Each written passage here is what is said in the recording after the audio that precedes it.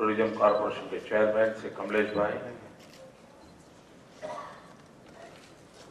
Mister Khwaja जी, श्री विजय ठाकुर जी, श्री प्रणव सरकार जी, श्री विपुल मित्रा, श्री संजय कौल और देश के कोने कोने से आए हुए सभी भाइयों और बहनों, आप सबका मैं स्वागत करता हूं। प्रारंभ में आपने सरकार की आवाज सुनी, अब जनता की आवाज सुनिए।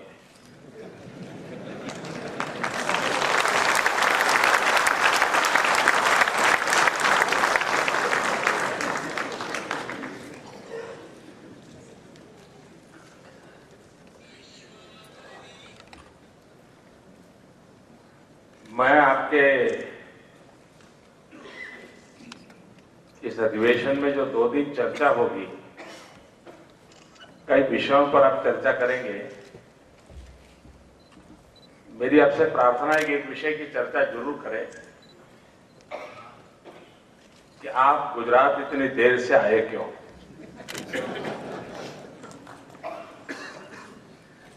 इतने सालों के बाद पहली बार गुजरात में आपका अधिवेशन हो रहा है, इतना लेट क्यों? ये सोचना चाहिए था, मुझे लगता है। 2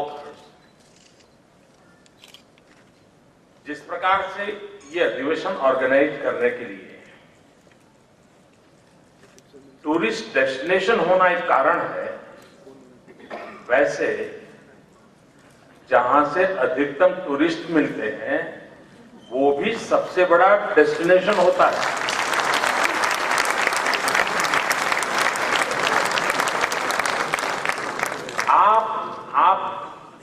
मैंने आपके कोई अध्यक्ष भी गुजराती नहीं बना ना? हाँ, वही गड़बड़ हो गई, वरना ये गलती नहीं होती भाई। इतना बड़ा मार्केट अवेलेबल है, गुजराती जा बेस्ट टूरिस्ट। अगर आपके टूर ऑपरेटर्स, और यहां कोई ऐसा टूर ऑपरेटर नहीं होगा जिसका काउंटर पार्ट गुजरात में कोई ना हो,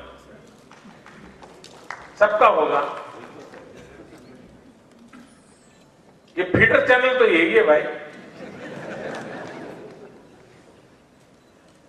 तो हर तीसरे साल आपको यहां घर रहना चाहिए था। तो मुझे आशा है कि आप लोग जरूर चर्चा करेंगे जिस प्रकार से टूरिस्ट डेस्टिनेशन को अगर आप ऑर्गेनाइज करने के लिए उचित मानते हैं, उसी प्रकार से जहां से मैक्सिमम व्यापार मिलता है उसकी और भी ध्यान देना चाहिए। एक तो सबसे बड़ा लाभ आपको ये हो सकता है, अभी आपका बिजनेस ऐसा है, कई विषय होंगे आपके जो सरकारों से रहते हैं। हम गुजरात को जो हमारा विकास का मॉडल है, और अभी जयनारायण भाई ने कुछ सैंपल आपको दिखाए, पूरी कहानी नहीं सुनाई।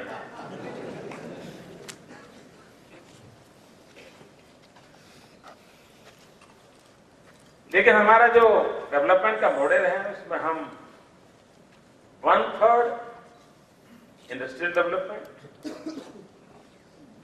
1/3 agriculture development and 1/3 service sector पर हम बल दे रहे हैं।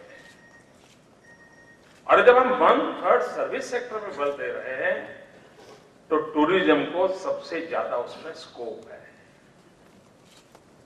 हम इसको बढ़ाना चाहते हैं। और हमारा ये अनुभव है पिछले कुछ वर्षों से, हम टूरिज्म मैप पर नहीं थे, यह हकीकत है, और हम बेस्ट टूरिस्ट होने के बाद भी नहीं थे। लेकिन पिछले 3-4 साल के प्रयत्नों का इतना बढ़िया परिणाम मिला है। अभी देश का एवरेज ग्रोथ 8% है, गुजरात का 13+ है। 13 से ज्यादा टूरिज्म का हमारा ग्रोथ है। फॉरेन टूरिस्ट में हम करीब करीब 19% चल रहे हैं ग्रोथ। अब ये अपने आप में बताता है हमारे इन प्रयासों को कैसे सुफल मिल रहे हैं, और हम इसको हमारे प्रायोरिटी सेक्टर में है आज, हम इसको बढ़ावा देना चाहते हैं। और उसके लिए इंफ्रास्ट्रक्चर बनाना होगा, कुछ पॉलिसी मैटर्स होंगे, उसको हम सॉल्व करना चाहते हैं। अन्य राज्यों से आने वाले लोगों की सुविधा को देख करके टूर ऑपरेटर्स के साथ कोऑपरेशन के लिए क्या हो सकता है, उसको भी हम,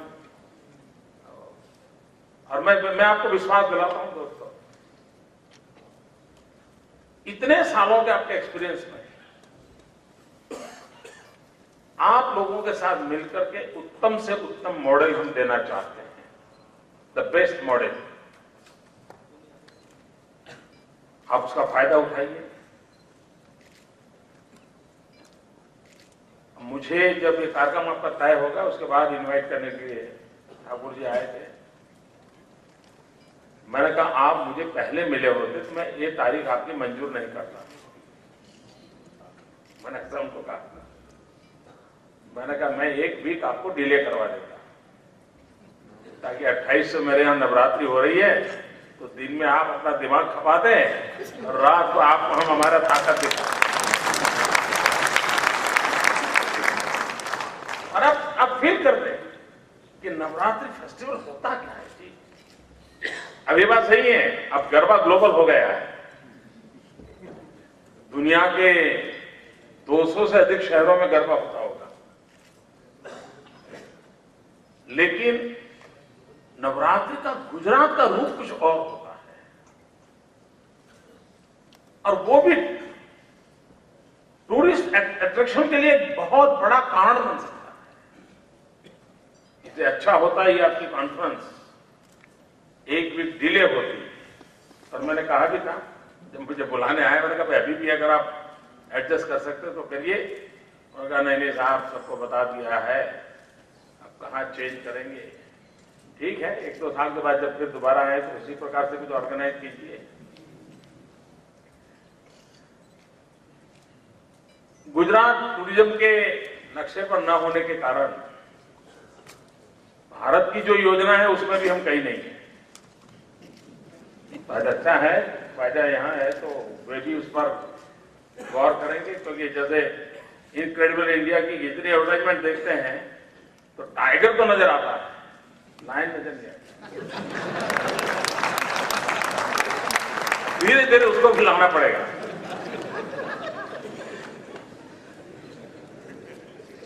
और तभी, क्योंकि हमने, और मैं मानता हूं मित्रों, टूरिज्म सेक्टर जो है वो सिर्फ टूरिस्टों की आवाभगत करता है उतना नहीं है। आप लोगों के माध्यम से दुनिया के सामने हिंदुस्तान को शोकेस करने का उत्तम अवसर पैदा होता है। आप भारत को शोकेस कर रहे हैं, और जो अन्य अनेक तरीके हैं उसमें सबसे ताकतवर तरीका ये है, डिप्लोमेटिक चैनल से भी ज्यादा ताकतवर तरीका ये चैनल है टूरिस्ट वाला। लेकिन हुआ क्या है कि हम टूरिस्ट को एक क्लाइंट या कस्टमर के रूप में देखते हैं, उसको हमारी 2-4 चीजें दिखाना, फिर उसको आनंद और संतोष से विदाई करना, ये यहां तक सीमित नहीं है। और हम लोगों ने हमारे इस सेक्टर को पूरे विश्व में भारत को शोकेस करने के एक उत्तम मकसद से इसको डेवलप करना चाहिए। एक हमारी पूरी थिंकिंग प्रोसेस का अलग लेवल बना देना चाहिए। अगर वो हम बना देते हैं तो बहुत लाभ होगा, दुनिया को पता चले कि हमारे पास क्या नहीं है। मैं अभी भी इस मत का हूं भाइयों कि दुनिया में जो अवेलेबल है उसी की चीजों को हम अपने तरीके से डेवलप करेंगे तो वो यहां क्यों आएगा, वो यहां क्यों आएगा। फिर तो उसको उससे बढ़िया यूरोप में मिलता है, उससे बढ़िया उसको यूएस में मिलता है, तो यहां क्यों आएगा। हमारी अपनी जो चीजें हैं वही उसको आकर्षित करे, इस पर हमारा बल होना चाहिए, लेकिन हम उसमें कॉम्प्रोमाइज करते हैं और वहीं पर हमारी पिटाई होती है। हमारे में हिम्मत होनी चाहिए भाई, आइए मेरे यहां आपको पिज्जा खाने की जरूरत नहीं है, मेरी बाजरे की रोटी की टेस्ट का, ये है मेरा टूरिज्म, इसमें ताकत है मित्रों। लेकिन अगर वो वहां भी पिज्जा हट देखता है और यहां भी पिज्जा हट देखता है तो आएगा क्यों भाई?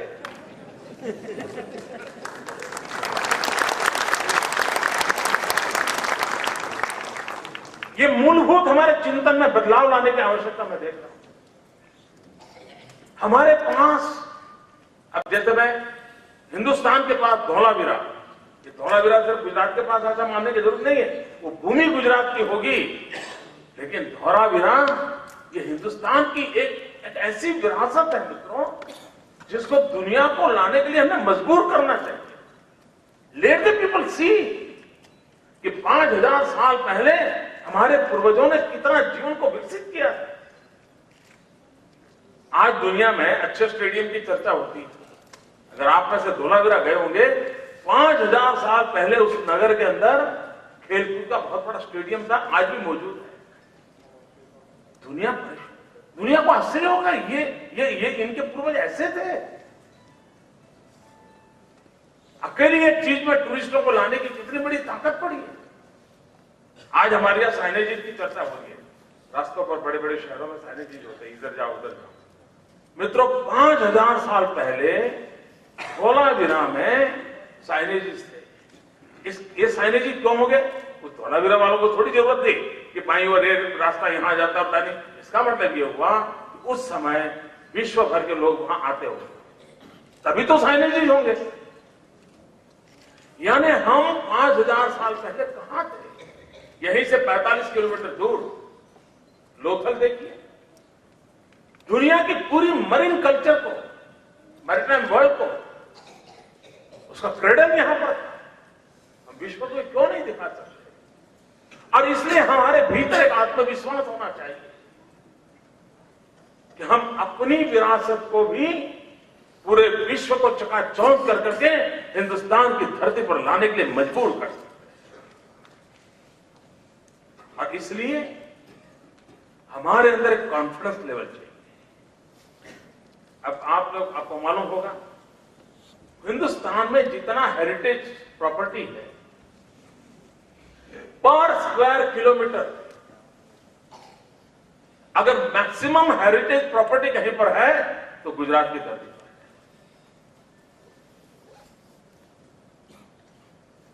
अब ये टूरिस्टों के लिए ये बहुत बढ़िया है। आपको कभी मौका मिले तो मोरबी के अंदर एक मणि मंदिर करके जगह है। मित्रों आप हैरान हो जाओगे कि पत्थरों की क्या नक्काशी है, क्या कुछ नहीं है। इन दिनों हमारा कच्छ के व्हाइट रण, एक महीना लॉन्ग हमारा फेस्टिवल चलता है। हम चांदनी रात में ताजमहल देखो, इसका तो एडवर्टाइजिंग करते हैं। दुनिया को ताजमहल के माध्यम से चांदनी रात को ले जा भी सकते हैं, अच्छी चीज है। लेकिन दोस्तों मैं कहना चाहता हूं, जीवन में कभी मौका मिले, कभी इस व्हाइट रण में चांदनी रात आके गुजारिए, आपने शायद स्वर्ग को देख भूल जाएंगे, ऐसा नजारा।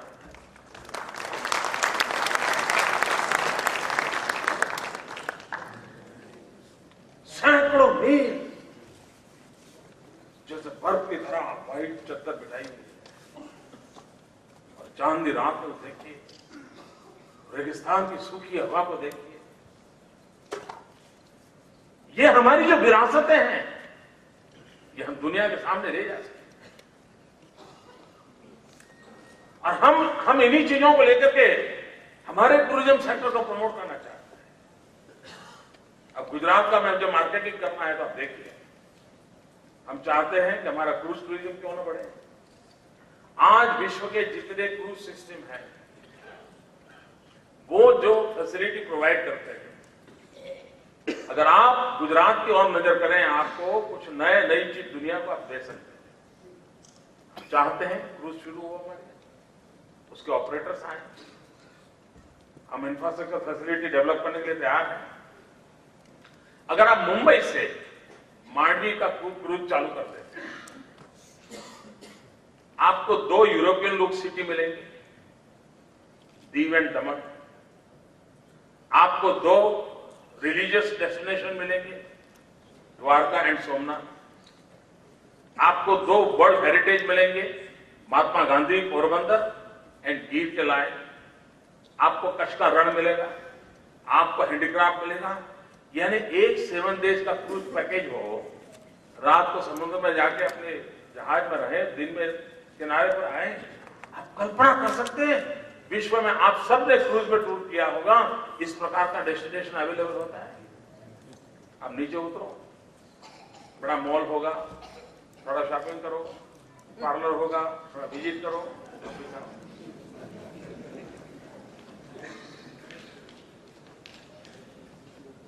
और बाकी समय आप अपने जहाज के अंदर जो भी एक्टिविटी होती है उससे अपना गुजारा कर लेते हैं। यहां इतना सारी चीजें हैं, लेकिन हम इन चीजों को प्रमोट करने के लिए एक कलेक्टिवली, ये स्टेट और सेंट्रल का झगड़ा नहीं है, कलेक्टिवली एफर्ट करें तो हम हिंदुस्तान के लिए बहुत सारे टूरिस्ट बना सकते हैं। मित्र, आप यूरोप में जाइए, सिर्फ एक शेक्सपियर का सर्किट दुनिया के लिटरेट लोगों को कितना बड़ा आकर्षित करता है। मित्रों, गांधी जैसी विश्व विभूति हमारे पास है। हम क्यों न दुनिया को गांधी की ओर आकर्षित न करें। और गांधी फिल्म जब बनी तो विश्व की युवा पीढ़ी का भी मन गांधी की ओर लग गया। मैक्सिमम लिटरेचर उस वर्ष का जो सबसे ज्यादा किताबें बिकी थी वो गांधी की बिकी उस वर्ष। मतलब एक हवा बनी थी। हम क्यों न दुनिया को दिखाएं। इतने सारी संभावनाएं पड़ी हैं, हमें कुछ नया करने की जरूरत नहीं। हम दुनिया को अपने पास ला सकते हैं। उसी प्रकार से हमारा टूरिज्म सेक्टर और हमारी एक्सटर्नल अफेयर्स मिनिस्ट्री, इन दोनों के बीच में एक कंबाइंड एफर्ट्स की जरूरत मुझे लगती है। जब भी एक्सटर्नल अफेयर्स मिनिस्ट्री की इंटरनेशनल कॉन्फ्रेंस जहां भी आयोजित होती हो, उसमें 1 या 2 घंटे फायदा साहब जैसे लोगों को देना चाहिए, ताकि वो दिखाएं कि हमारा टूरिज्म का ये विजन है और हमारी हर मिशन, हमारा हर एम्बेसी उस काम को भी वहां करे। लेकिन वहां वो अपना वीजा दे रहे हैं, उसके लिए उसके नियम रहते हैं, उसके दिमाग में यहां टूर ऑपरेटर या टूरिस्ट क्या कर रहा है वो उस पर रुकावट होता है। लेकिन अगर हमारा इंटीग्रेटेड अप्रोच है, हम सबको लगे ये काम हमको करना है, तो मित्रों इतना बड़ा हिंदुस्तान, इतनी विविधताओं से भरा हिंदुस्तान, एक आदमी 50 बार नहीं आएगा तब तक भारत को समझ भी नहीं पाएगा।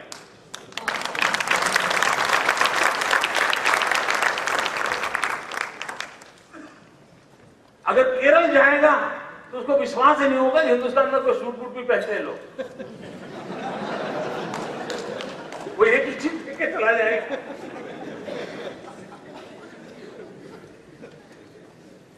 इतनी विविधताओं से भरा हुआ देश, हम क्या कुछ दुनिया को परोस नहीं सकते दोस्तों? बहुत कुछ परोस सकते। और इसलिए हमारी पूरे विजन और स्ट्रेटेजी एक आमूल-चूल परिवर्तन की अपेक्षा रखती है। और हम गुजरात में जो सफलता की ओर आगे बढ़ रहे हैं, उसका कारण यह है हमने इस बदलाव को स्वीकार किया। आज आप अमेरिका में जाइए, होटल, पटेल एंड मोटेल,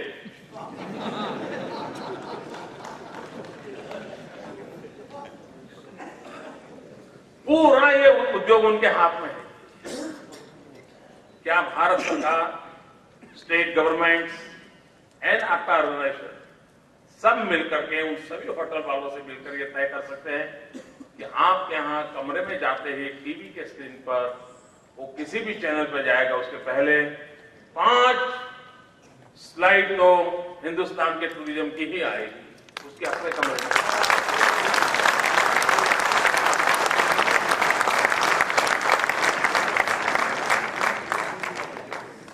मैं कोई कंसल्टेंसी का चार्ज नहीं लूंगा।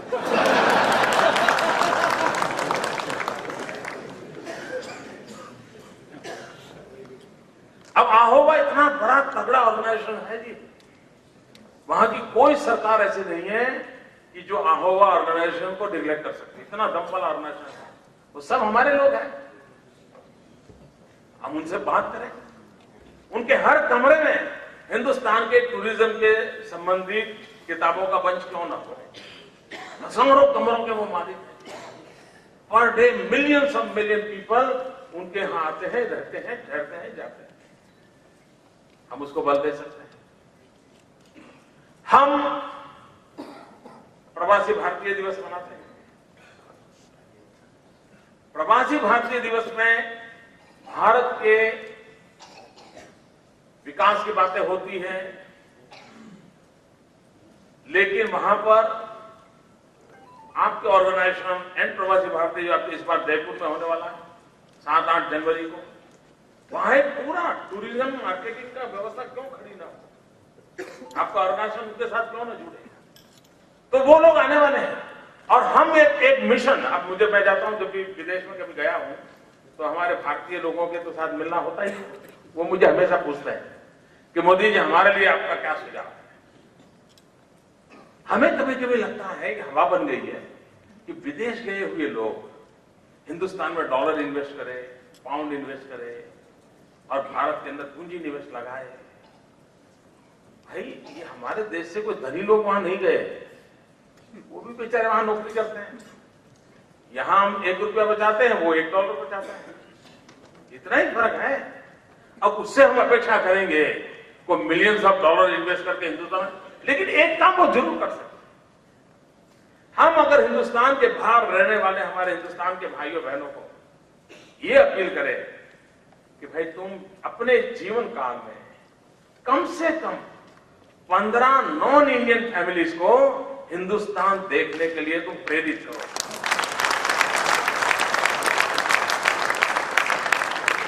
ये तुम्हारी देश की बहुत बड़ी सेवा हो जाएगी। एक मेरा हिंदुस्तानी भाई जो दुनिया के देशों में रहता है, अगर वो 15 नॉन इंडियन फैमिलीज को हिंदुस्तान देखने के लिए मजबूर करता है, मतलब आपका आज का टूरिज्म है वो कितना लिप्स एंड बाउंड बढ़ेगा। अब कल यानी इजी, और ये सब संभव है, मुश्किल काम नहीं है। क्या हम इन चीजों पर बल दे सकते हैं? नहीं, लेकिन हमको लगता है नहीं, वो पूंजी निवेश, अरे बहुत बड़ी पूंजी है भाई। और वो और टूरिज्म का एक विशेषता है मित्रों, ये फिल्म, ये प्रमोशन, ये एम्बेसडर, ये दुनिया का अपना उपयोग है जब तक और रास्ता नहीं हो। लेकिन सबसे बड़ा रास्ता होता है, कोई अगर आपके कान में कहता है मैं गया था, तुम जरूर जाना, हो जाएगा। टूरिज्म इसी से बढ़ता है जी, ये इसका बिजनेस सीक्रेट है। एक आदमी जाकर के आया, वो कहता है जरूर जाइए, वो जाएगा। और एक जाकर के आता है यार छोड़ो, ठीक है सर, खत्म था। उसने 10 किताबें पढ़ी होगी, साल भर से मन बनाया होगा, लेकिन एक आदमी ने आके कान में डाल दिया छोड़ो यार बेकार है, साहब वो नहीं जाएगा। और इसलिए ये कानों कान बात पहुंचती है टूरिज्म की, और इसके लिए हमारे पास लोगों के एक्सपीरियंस शेयर करने की व्यवस्थाएं होनी चाहिए। अगर वे होता है बहुत बड़ा लाभ ले सकता है। हमारे जितने इंटरनेशनल एयरपोर्ट्स हैं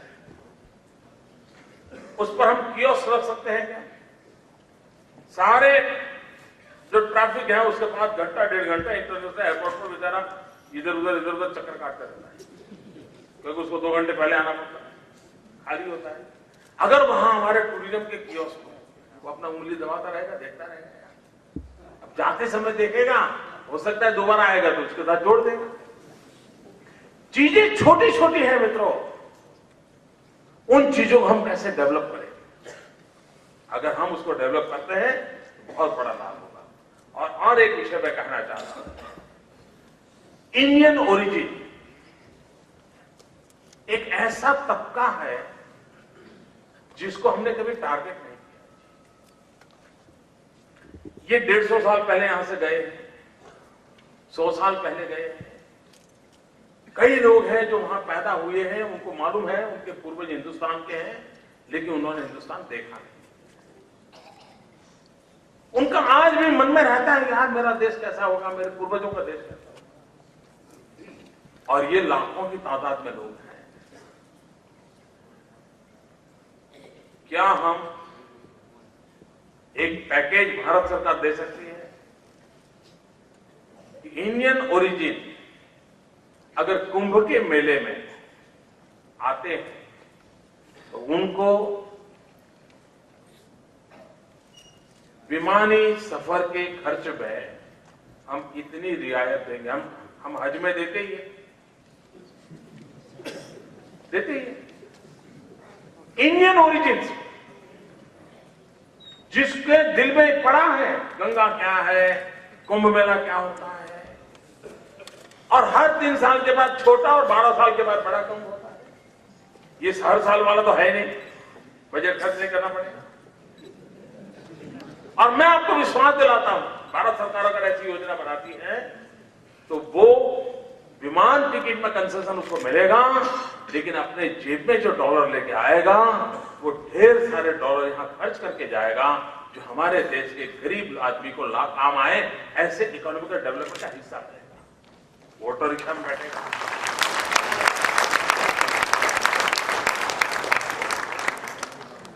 मैं नहीं जानता हूं ये सरकार हिम्मत करेगी कि नहीं करेगी, लेकिन मैं विश्वास दिलाता हूं कभी तो होगा।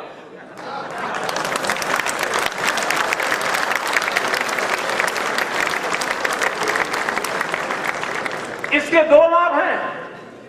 ये जो मान लीजिए पूरा मॉरिशियस आपके लिए बहुत बड़ा एक बिजनेस का सेंटर बन जाएगा। फिर मॉरिशस से लगेगा तो इस बार 10 प्लेन जाने वाले हैं, चलिए 6000 लोगों को मिलता है, चलिए इस बार कुंभ में 6000 लोग जाएंगे, अगले 3 साल के बाद जम्मू का मिलेगा, दूसरे 6000। कितना बड़ा टूरिज्म को आप समझ सकते हैं। और सिर्फ विमान के किराए में कंसेशन, बाकी आपको प्रॉफिट ही प्रॉफिट है। लेकिन मुझे पता नहीं इनका सेक्युलरिज्म मिल जाएगा, क्या होगा मालूम नहीं, मानेंगे नहीं मानेंगे।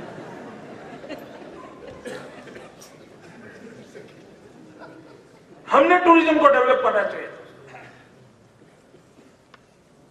और इसलिए हमारी योजना ऐसी हो और जो सहज हो। हम आर्टिफिशियल क्रिएट करेंगे तो नहीं होगा, हमने सहज रूप से क्रिएट करना। अब पाकिस्तान के लोग अजमेर शरीफ जाना चाहते हैं और मेरी जानकारी है कि पाकिस्तान का नागरिक हिंदुस्तान आता है, मान लीजिए क्रिकेट देखने आया, लेकिन उसको बेचारे को मालूम नहीं है कि मैं क्रिकेट देखने के लिए जाता हूं, तब मुझे वहां आने से पहले अजमेर शरीफ की परमिशन लेनी पड़ती है और वो अजमेर शरीफ गए बिना वापिस जाना पड़ता है उसको।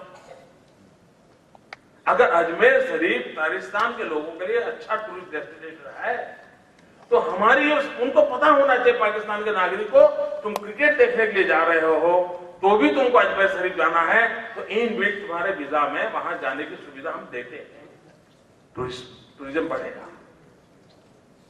मेरा अभी श्रीलंका के साथ एमओयू हुआ है। श्रीलंका के साथ हमारा एमओयू, क्योंकि हम एक बुद्धिस्ट डेस्टिनेशन है, बहुत कम लोगों को मालूम होगा। मित्रों, Gujarat is a Buddhist destination. अभी तक पूरे विश्व को eastern part of India he Buddhist tourism का एरिया लगा है और हिंदुस्तान में जितना फॉरेन टूरिस्ट है उसका मैक्सिमम बुद्धिस्ट टूरिस्ट है, मैक्सिमम बुद्धिस्ट टूरिस्ट है। ताजमहल के टूरिस्ट से भी ज्यादा बुद्धिस्ट टूरिस्ट ज्यादा है, ये सच्चाई है। अब गुजरात है जो बुद्धिस्ट टूरिज्म का एक बहुत बड़ा डेस्टिनेशन है। We are a state. मैं चाहूंगा हमारे मित्रों को मौका मिले तो उसकी भी एक सीडी कभी दिखा दे, मौका मिले तो। मित्रों, गुजरात इज ओनली स्टेट जिसके पास भगवान बुद्ध के रिमेन्स अवेलेबल है, आप उसको हाथ में लेकर के देख सकते हैं। पूरे विश्व के बुद्धिस्ट लोगों को पता चलेगा पागल की तरह क्यों लगा चलेगा, पागल की तरह। उनके लिए ये कितना बड़ा आकर्षण है। हमने श्रीलंका के साथ एमओयू किया। श्रीलंका से हमने कहा है आपके जो रामायण से संबंधित टूरिस्ट है हम देंगे, हमारे जो बुद्धिज्म से जुड़े आपके टूरिस्ट हैं वो आप मुझे गुजरात को दीजिए। हमारा धीरे धीरे मामला बढ़ रहा है। और जिस दिन श्रीलंका और अहमदाबाद डायरेक्ट फ्लाइट हो गई, ये साहब ऐसा बढ़ेगा, आप देखना। अब वो फ्लाइट कब होगी वो मेरे हाथ में।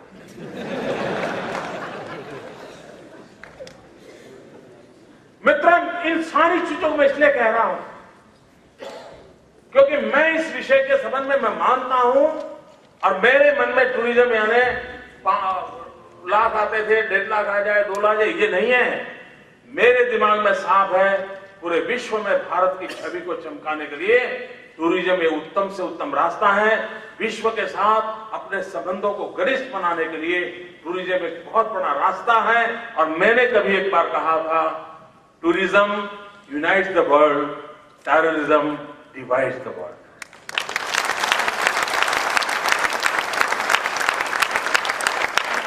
ये ताकत है टूरिज्म में। ये टूरिज्म हमारे संस्कार में होना चाहिए।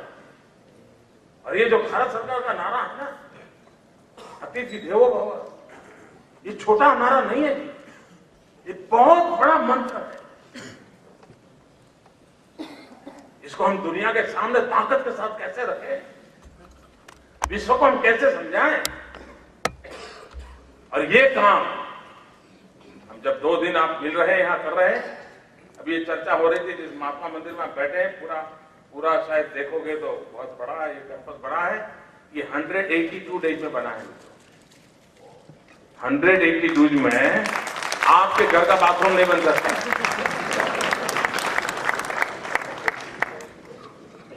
ये सच्चाई स्वीकार करना मित्रों, ये 182 डेज में बना है। और इसकी दूसरी विशेषता है, जिस जगह पर आप बैठे हैं उसकी नींव में गुजरात के